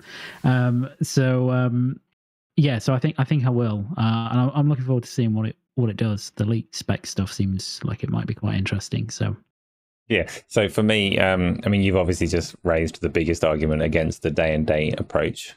I'm in the same position as you in that if they don't do day and date on PC, then I will get a PlayStation 5 Pro, because I want to play. Like, Final Fantasy Rebirth is a fantastic example of a game where you want that bit more hardware, and actually it would probably be brilliant on a PS5 Pro. For as long as they are still staggering those releases, I probably do want it. I also want to Switch 2, and that's, you know, why I've gone and got another full-time job to make sure that I can get these things. And on the other hand, it says you got a PS4 Pro when they arrived, and it was a spectacular waste of money. If the generational jump from the PlayStation 5 to the Pro is similar, he thinks it's a waste. So the PS4 Pro is... I didn't like the PS4 Pro. I thought the PS4 was well designed for what it wanted to deliver as a 1080p experience, and the PlayStation 4 Pro, as a Pro, like, high-end variant premium model, I thought was fairly drastically underwhelming and very, very conservative. Sony played it very, very safe in terms of how they wanted it to be compatible and all the rest of it. I think the PS5 will be a better effort in that regard, especially as the PlayStation 4 Pro, they released it at the PS4 launch price, like their traditional console launch price, and that is not an option anymore because the PS5 has not gone down in price. So they need to hit premium with this one. I'm not saying it's going to best a 4090 or a 3090 even, but I think it will probably be a good bit of hardware worth having a look at, and not as loud as a jet engine, which the PlayStation 4 Pro was. You reckon it'll be that? You reckon it'll be up in the 30 series cards? I said it won't be up to a 3090. I thought you was... Oh, okay, I misheard you, mate. But to be fair, I'd need to actually think that through, how performant that was and all the rest of it. Yeah, because I see Ant's message come in, and it made me think, because obviously we was talking about me and Crips going to that Xbox One event and got Xbox Ones, and then it was like, oh no, because then by then console wars become a bigger thing, and resolution mattered, and then it was like, oh, HD 1080p. So I got a PS4 Slim, and then I ended up owning a PS4 Pro at one point, and actually thinking back on it now, I don't think the difference was that huge. Like with the PS4 Pro, I don't feel like I was having my cock blown off, so to speak, by what I was playing. You know what I mean? If anything, it was more the Xbox One X. You know, when I was playing Gears of War 4, you know, and was it Gears 4 or 5? It was 4, wasn't it? 5. Or 5. It was 5, wasn't it? Yeah, when I was playing those, that was like, oh wow, like this feels something, you know, and then it kind of feels like this generation, like we said about the Digital Foundry thing, they're kind of there again, you know what I mean? But yeah, PS5 Pro, we'll see what happens with that. So I do have to like. I like the consoles more than all the people that were championing the consoles when they came out, more than the people that tried to sell them to you and like as if their life depended on it. Those people have all gone to PC, and I use PC, but I actually do like the consoles, and I think the PlayStation 5 Pro will be a very nice experience. I think the PlayStation 5 is a very nice experience to play on as well, as is the Series X. So yeah, I would like a Pro. Again, if their games all came day and date on PC, that would be a different conversation, but they do not. So, I'll also just one last thing on that. It's not going to sell loads. The PlayStation 5 Pro is not going to expand PlayStation's audience. It's going to sell 2 or 3 million lifetime, probably. It's just going to tide over their most enthusiastic fans until the next console. It's going to stop a few people going to PC rather than actually expanding the audience. Would you say it's like going to be the PS Portal or like the PSVR 2? It's more for the enthusiast PlayStation fan.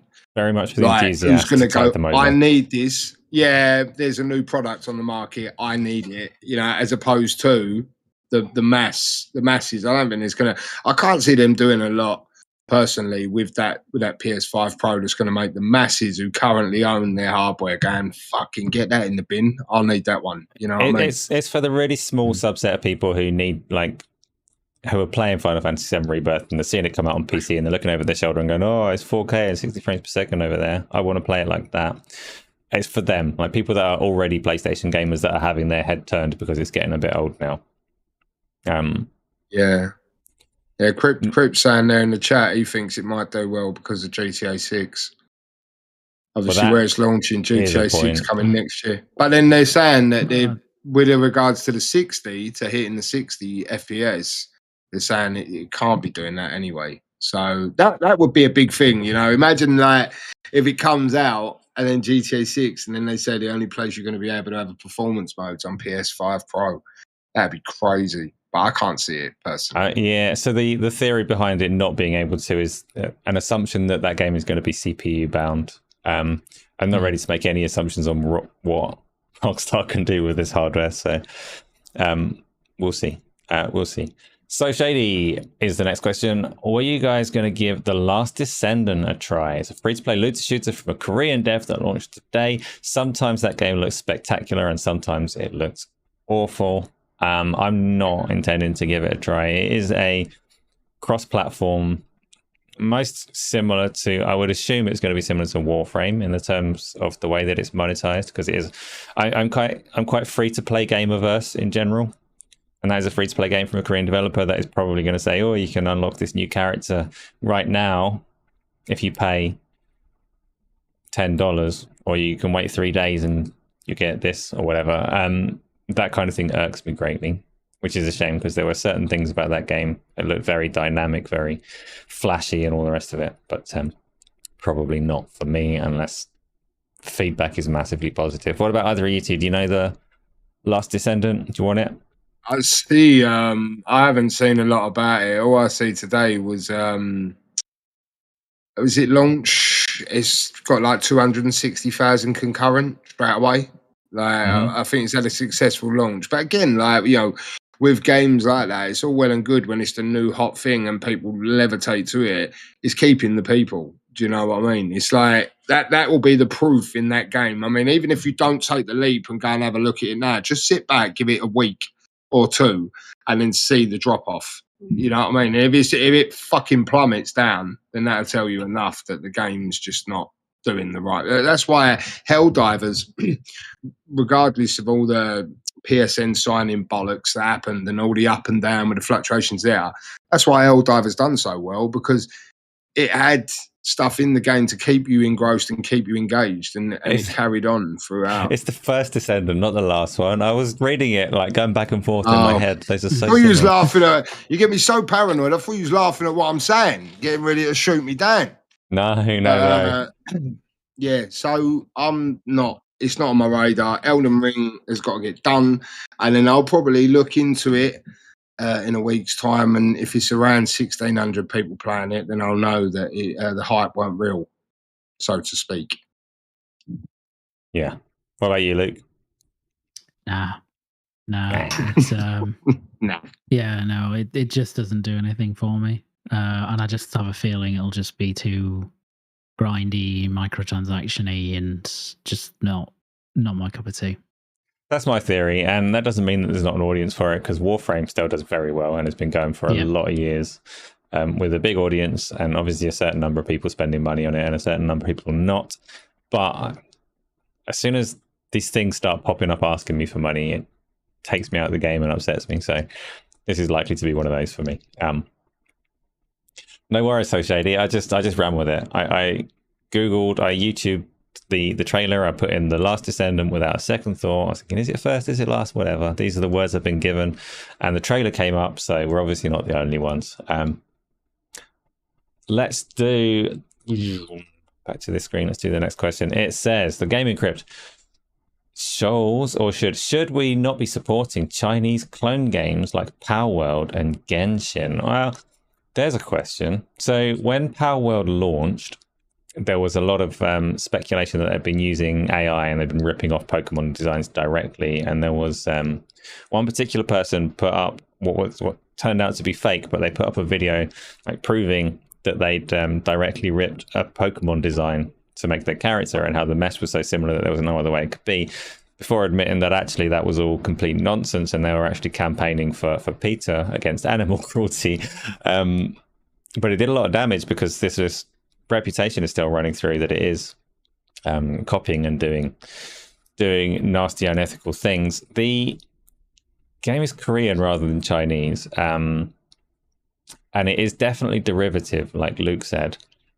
But to some degree, almost every game is derivative. So that is a very difficult line to draw. I wouldn't personally say, from what I've seen and from what has surfaced and from the fact that the Pokemon Company didn't take legal action against them in any sense, I don't think there is actually anything that unethical going along. But I will say, if you feel differently, if you think that they are crossing a line and you want to stand against that, I would fully support taking a stance based on ethics matter. If you feel strongly about something, then stand by it and do what you think. But what do you reckon, Luke? You're a lawyer. Is there anything untoward going on with Power World?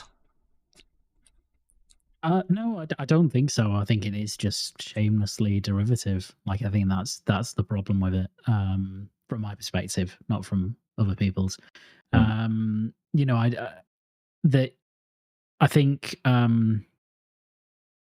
I think a lot, like, there are some Chinese/Korean games that have come out that are overwhelmingly derivative of not even just like a genre or a style, but of particular games. Power World is an example of that. And I don't think it's, I mean, so Power World is an example of that, or Power World isn't? Sorry, it is an example of that. It is. But what is Power World mimicking? What's it like? The first time I saw Power World, I was just like, immediately, it was the first thing that came to my mind was just obviously Pokemon and Fortnite, even down to the Fortnite perspective and stuff like that. So those are the connections that my brain made. But I think the point being that just because you find something, just because I find it derivative, doesn't mean I think it's wrong to exist or that it shouldn't exist. I just think that sometimes that connection in your mind is made pretty quickly on some of these games, and it just compels me not to play the game. So I think supporting them is, like, it's entirely on you, because it depends on what you get out of it. I don't think anyone should feel bad because they support a derivative game, because as you say, every game is derivative in some respect. If there's stuff that they're blatantly copying, as in not just in a morally wrong way, but in a legally wrong way, obviously probably shouldn't support the game. But it's up to you. You do what you want with your time and your money. I'm not like I think you should just play the games that look interesting to you and that you think you'd enjoy. For me, that is not Power World or First/Last Descendant or something like that. I saw on the Twitter today, and I don't like Twitter, so I try not to look at it too much, but I saw on Twitter today there was an indie developer who had a little cozy idle game where you look after plants in your apartment or something, and the indie developer that was quote tweeting an advert was upset because what they'd seen in this advert from another developer was essentially their game. They had made a cozy game where you look after your plant life or whatever, and this game that was being sold was a fairly direct copy, so it wasn't just derivative, it was recognizably the same game, and they were pointing out even the sound effects were the same. And for me, I say that it's really difficult to draw a line on what is derivative and where that's ethically okay and where it's copying and stealing, but that's immediately uncomfortable to see that this game is a direct copy of somebody else's creative work. With Power World, it is a much trickier line because the character things that you're capturing are very clearly mimicking the style of Pokemon. The world that you're in is not mimicking anything. It's a template from Unreal Engine or something like that. And the game holistically is nothing like Pokemon. Nothing like Pokemon. And it's nothing like Ark. And it's nothing like Fortnite. And it takes bits and pieces from all of these games and puts them together in quite a unique way. To the point where, obviously, I've been playing it, so I'm obviously comfortable playing it. I don't feel like that is bad as such. It doesn't cross that line for me, but it is a line that other people might draw differently, and I would respect that well enough. Darge. Just like listening to all of your well-educated, well-addressed opinions. My thing, like they say, and imitation's the biggest form of flattery. Like, you know what I mean? So when you're taking the idea of Pokemon, yeah, and you're putting it in your game in your way, yeah, we can go, oh, that's like Pokemon. Do you know what I mean? But it got people talking about the game. And then, like you said, you go in the game and it's something completely different. I'm more concerned with, instead of the clones, there was that thing for a time where Lies of P was like a Dark Souls ripoff. It was doing that, but it's not. It's built on that, but it's something different. But again, it's an imitation, but a flattering imitation of the Souls-like. From Software, obviously the Kings, they've come in and the game was really well received. At the end of the day, we can look at something like that and go, oh, that's copying that. Do you know what I mean? But it's not. Like, I'm more concerned with the games like The Day Before, games like that are just literally kitting out something that's half stable and working, having this big marketing campaign going, oh, this is the next big thing. I know people got refunded in the end of it, but it don't always happen like that. That was like the worst case scenario. I'm more concerned with these misleading shit show games that come to market than something that some people go, oh, well, that's copying that and that's copying this. Like you said, there's legal cases for it. If there's legal proceedings, then it'll get terminated and cease to exist. You know what I mean? And if it's still there, you could go like Helldivers is kind of like Gears of War. So it's copying Gears of War. Do you know what I mean? Because it's like a squad-based shooter.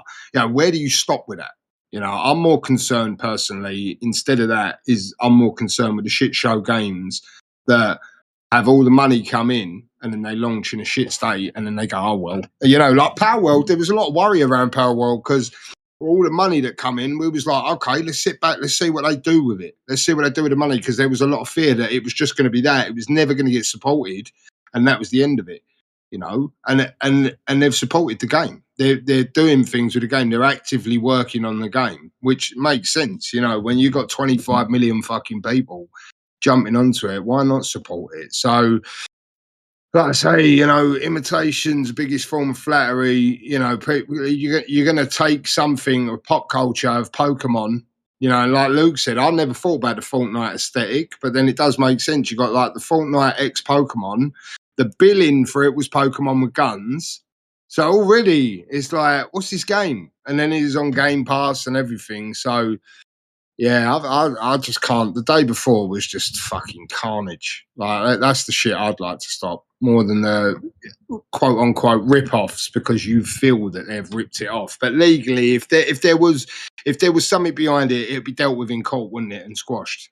So that's it. At the end of the day, you know what I mean. That's our next question. Just James has said, "When's the merch coming out?" Did you know what I mean? Merch. It's not a bad shout. Just James. So we might just one day when I've got a ponytail, James, we'll do that for you. He's saying never. That's the answer he just got from Darge. Let's have the next question. Get a transplant. You might. If we've got any more, we'll have the next question. Drake Williams, question for Darge and Luke. Oh, I feel so excluded. I don't want to read it. Why don't you take it? What is it? Oh yeah, I'll take it. Question for Darge and Luke. How many hours do you have in Elden Ring, and will you be going straight into the DLC? Luke. I have about 44-ish from last, I think, and I don't know if I'll be going straight into the DLC. I think it depends on how much the last run of bosses absolutely brutalize me, because I might not be able to face then going into another storm of violence, really. So I think if I get through them relatively well, then I probably will roll it over straight into the DLC. I've beaten the bosses that you need to access the DLC, so I can do it whenever I get it. Nice. And as for me, I have got on Steam 95.6 hours. Oof. And Crypt has just put in their wild accusation, slanderous accusation there. Darge has 80 hours, 40 of which are alt-tabbed reading a guide. I can guarantee you that's not the case, and he knows that. I'm summoning all the time as well, just non-stop. Yeah, I'm just gonna be messy and summon just to make people like having like nails on chalkboard for certain people, and it was summons. But hey, yeah. Great. So that's and with the DLC, he asked about the DLC. Will I be going straight into it? I don't think I will. I think I'll maybe do Still Wakes the Deep or something. I'll have something to break it up because and not only that, because the alleged DLC jump in difficulty, I'm like, give me something light and fluffy for a bit. You know what I mean? Right, Drake. That's that. I know you don't want to hear this, but I've played it for Steam says 51 hours and the game says 43 hours. I don't know why the discrepancy. I played it a bunch, and I'm going to play the DLC whenever I want to, and there's nothing you can do about it. Next question, please. If there are more, I think this was a late edition. Oh, we've got Tony. He's asking, this was just for me. When will Apple become relevant to gaming? When they buy PlayStation or when they come out with their own console? They're not going to come out with their own console. Nobody cares about the console business. It's not worth it. So they will become relevant to gaming. It's a good... It is quite a tricky question, because phones are obviously like on a trajectory of their own to become more and more relevant to gaming, and they've had some big games. They've had Resident Evil 8 and they've had some Assassin's Creed, and they've completely flopped and not done anything in that space.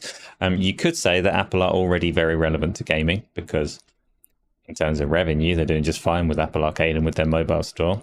When will they become relevant to the likes of us? Maybe never. I don't think we're that valuable, honestly. I don't think we're worth pursuing. I was just going to say there's something else, obviously, that we missed in the time that we've been away, but this topic kind of gets onto Amazon Luna. I mean, now that they're allowing Game Pass onto Fire Stick, it almost feels like, I know the Luna model's slightly different with regards to owning games as well, like through that kind of a Stadia model, if that's correct. But this feels like a knee bend move from Amazon, because I said it's a good move because it's beneficial to both parties. They can get more Fire Sticks in home. Xbox can get more install base. With regards to Apple, where they come into it, I don't know. I feel like Xbox with this Amazon deal and things like that, they're in so many places now, desktop computers, this, that, and the other. maybe Apple just kind of go, well, we'll just keep doing our arcade thing on mobile and tablet, and maybe they don't go for the TV screens, you know, and Fire Sticks and this, that, and the other. You know, I just don't. I could probably see Apple not doing anything personally. I think as long as Stadia's been and gone, Apple were a thing. Apple were flirting with the idea. Google Stadia come and gone. Luna is still a thing, but Amazon have bent the knee to Xbox. I feel like Microsoft and Xbox have far too much, like, fingers in the pie, so to speak. They're everywhere. I think Apple will probably swerve it in the end and just keep doing what they're doing. I know they're doing the Resident Evil playing on an iPhone now. They're doing these sort of things. So maybe they have a storefront on iOS devices where they can sell that way. But I think making their own platform, I can't see it personally. But good question, Tony. Thank you. How about you, Luke? Anything on that? Yeah, no, I think for us, you know, kind of more hardcore gamers, I don't think they're not really doing much. I don't think they have any intention of really doing much. The most they've done, as people have mentioned, is bring, you know, with partnerships, bring certain, you know, high performance console games, AAA console games to their devices. I actually played, because of the trial of it, I played Assassin's Creed Mirage on my iPad like 3 or 4 weeks ago to see what that experience was like. It's actually all right. Like, it's pretty cool to see that running on, you know, a device that has no active cooling, and, you know, it's very thin and it's interesting and it runs pretty well. But, you know, that they're, I mean, in one sense, they're already very big in gaming when you consider not just Apple Arcade, but just the spread of mobile games in general and how much revenue that they make from those being just on an Apple device. But I think in terms of, as you said, Asa, in terms of us, like, they probably won't ever in our lifetime be relevant to gaming. I don't think they're that interested in it. Yeah, I'd say I don't think they'll particularly try and move to capture us, but we might potentially shift more towards them one day. I think at some point there might be some more like melding and blending of entertainment mediums. So maybe I do think it's. Oh no, sorry. Oh, I was just going to say, maybe like their TV platform is fairly popular, and their original content there is fairly popular, and some of that might become partially interactive, and then you start blurring lines between what is a game and what isn't, and at that point we might be drawn more towards it, but it's us moving more than them, I think. Yeah, go on. Yeah. I was just going to say, I think it's to some extent, I think it's a shame that they don't look at it from a purely personal perspective, because I think their chip development and their hardware is actually super impressive. Like, it's some of the most interesting, kind of efficient, powerful mobile stuff out there. Particularly like the M4 and stuff like that. It's really, really impressive. But then you get the games on them like Mirage, for example, and you know, I think the issue is not the power, it's the fact that their, you know, APIs and their development platform is just so underbaked, so it's really difficult to actually extract any amazing stuff out of it. But it would, a world where they developed like a standalone gaming unit with their hardware and actually really went into the software side of it, would, I think, be really interesting. But I just don't think they're ever going to think that's worth it. No. Yeah, is Evan's demise there just in the chat said Apple would need to do something crazy like buying Hoyoverse to become relevant. I mean, Apple's competition is Microsoft, and that they would have to make some weighty investments to even get onto a level playing field with Microsoft, as far as I'm concerned. I just don't see it. I just don't think it's going to happen now, personally. Willing to be proven wrong, hopefully, but we'll see. And that was it. That was the last question. So somehow, despite there not really being too much in the way of topics, and despite us missing what was probably the biggest one with the Fire Stick thing, but I don't want to go over that again. I think that's probably a good time to round off and finish up. So first of all, I'm going to thank everyone that's come through, talked to us, whether you've asked a question, whether you've commented, whether you're just watching, whether you're watching after the fact. It is really helpful, is appreciated. So thank you for giving us some of your time. Luke, Thank you for giving us your time again. Thanks for coming on and talking to us. Okay. Hope you had a good time. Please tell everyone what you're up to and where they can find you. I did. Thank you very much. Thank you for having me. To keep it simple, you just find me at Luke Steele 90 on Twitter/X. That is simple. Darge, I would like to know what you mean. Please tell us. You know what I mean. Don't give me that. You know exactly what I mean. Yeah, lovely show. I mean, unfortunately, we can't have Chris with us at the minute, but there's nobody else I would rather have in his place than Sexy Luke and his beautiful setup. Look at him. Look at him there. All them figures in the background, and there's me with my fucking dog shit paneling that I've done. But anyway, you can find me on Twitter at Darge Knight. You can find me on YouTube with sporadic streaming, the Darge Knight, and I won't bother going into all the other places where I am because it's shit. But yeah, that's where you can find me. It's good to finally be back. Thanks everyone in the chat for coming through. Leave some comments and likes and all that good stuff that you do. And we'll see you next week. Yep, thank you everyone. I'll be here on Thursday with the Xbox Series podcast and at the weekend with some games and some Q&A. So power cut for Darge, but he's stuck with camera. So why has your light just gone off? You know what? It happens on stream. I've got a light on the camera. I need to get one of them. That key light? I need to get a proper key light. But it's a new thing that I'm doing now. When I stream, you have to sit and watch me in the dark for the last sort of 10 minutes. Seems to be like people are liking it. So yeah, sorry everyone. That's good. I'm enjoying it. I can take my hat off now though. We'll see you next time. Luke, strike a pose.